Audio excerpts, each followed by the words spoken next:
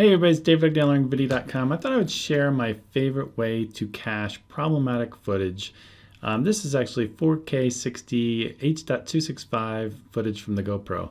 By itself, if you just put a long clip, and I've got a pretty powerful machine, if I just hit play, normally the CPU is only running around 3%. As you can see, it's running at 6. That's because I've got Camtasia running, the capture software. But normally it's only 3% and there's no drop frames. It's fine. But what happens with H.265 footage within Resolve, from the GoPro anyway, 4K 60, is when you put clips back to back to back, the first few clips, watch what happens, will be fine. There's not many drop frames here. There's a few more, and all of a sudden it's dropping frames like crazy, as you can see right here. Yeah, lots of drop frames. So my favorite way of handling this, and I've tried many different ways, from optimized media, which for me takes too long, smart cache, which is not that smart.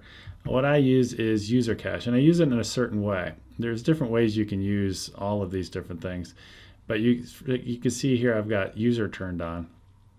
And so what I do is I select the problematic clips, like all these are back to back to back, and I just press the F5 key. And then watch what happens here. You're going to see the CPU and the GPU kick up here as it's rendering out all this H.265 footage. And it's done. So let's go ahead and play. And depending on this Camtasia software, you're going to see that there are no drop frames. Well, you might be seeing something different because I'm running Camtasia, but believe me, there's no drop frames right here, and that works really well.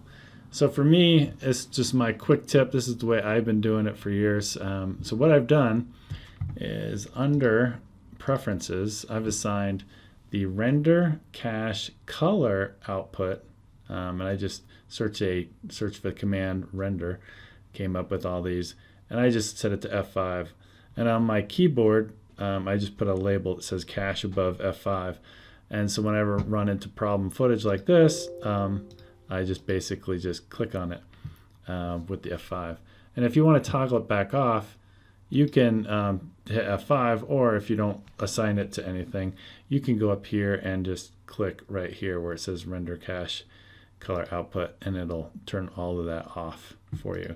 And if you want later on, you can always delete all your rendered cache.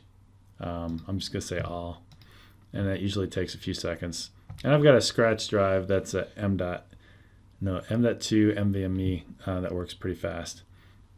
So that's just a quick way. Just hit the problem ones, hit F5, and away it goes. And I've been doing this for, I don't know, 2 or 3 years with Resolve, trying different methods. Like I said, optimized media, that just takes too long, and you might not even use some of that footage that you optimize at the very beginning of your edit session.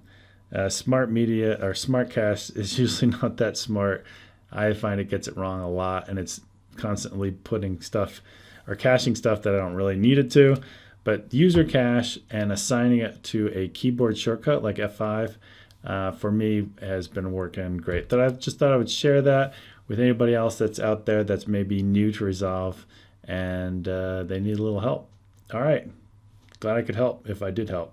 I'll talk to you guys later. Bye.